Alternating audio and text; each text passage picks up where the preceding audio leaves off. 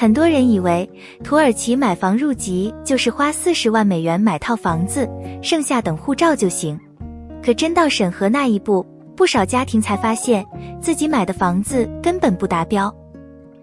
今天这期，我们把40万美元房产路径的门槛、评估机制、完整流程，还有容易被中介隐瞒的细节，一次讲清楚。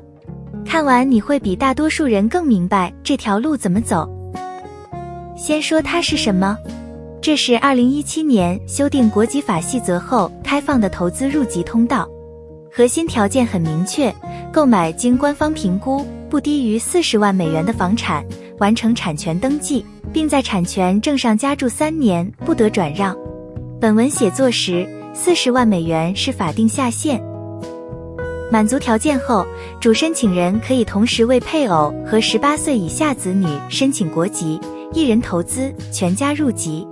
比起存款路径，房产的吸引力在于资金留在自己名下，3年期满后可自由出售，还有租金和增值空间。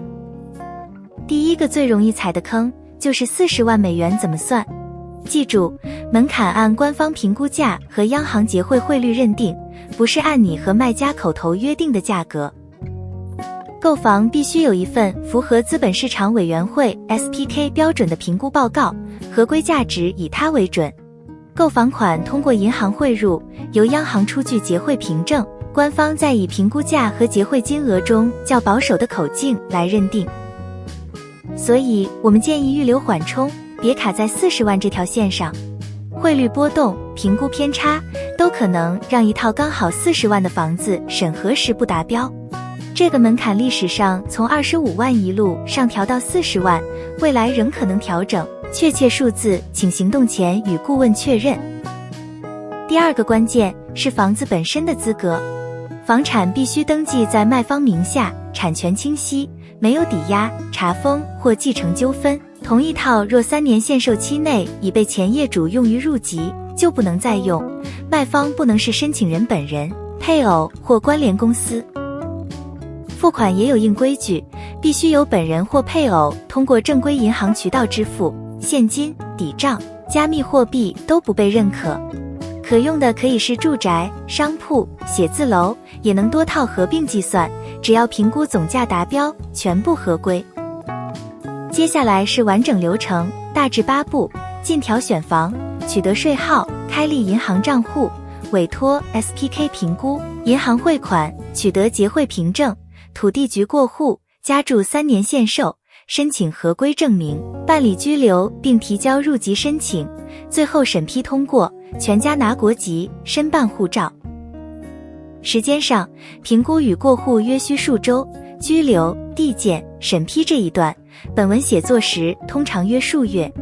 但要说清楚，没有机构能保证审批结果，我们也不会承诺一个固定的最快天数，审批周期由土耳其官方掌握。很多家庭关心，全家都能一起拿吗？可以，配偶和18岁以下子女可一并申请，但成年子女不能作为附属申请人，主申请人的父母通常也不在随同范围内，每位成员仍要分别通过审核。不少人看重土耳其护照，是因为它可能为孩子参加华侨生联考，未来申请美国E2签证创造规划空间。但要客观说，华侨生联考对国籍身份、境外居住年限、父母居住时间都有明确要求，并非拿了护照就自动符合。而且中国不承认双重国籍，子女入外籍会在户籍、社保、升学上产生连带影响。美国E2也要满足美国移民法条件并获批，土耳其虽属条约国，同样不是自动通过。身份安排越早，可选项越多，但这些都不是捷径，更不是保证。再说成本，除了40万房款，还有产权过户税、SPK 评估费、公证翻译费、物业维护成本和顾问服务费。3年限售期内，房价和汇率都会波动，出售时还可能涉及增值税费。我们主张把价格、税费、风险一次讲透，而不是只报一个40万入门数字。现在进入最重要的避坑环节，主要风险有4类。第一，价格高估或虚标，卖方为凑40万虚抬评估，官方一核检申请可能被拒。第二，产权瑕疵、抵押、查封、违建、继承纠纷都会让过户卡壳。第三，资金链不合规，付款路径和结汇凭证不规范，是被退件的高频原因。第四，买到限售期内已被用于入籍的房子，无法再次申请。规避这些，靠的是独立专业的尽调，而不是只听卖方或开发商一面之词。最后2点提醒：3年期满后房子可以自由出售，但出售时点的房价和汇率会影响实际回报。确切政策与数字，请始终以官方最新规定为准，行动前与顾问确认。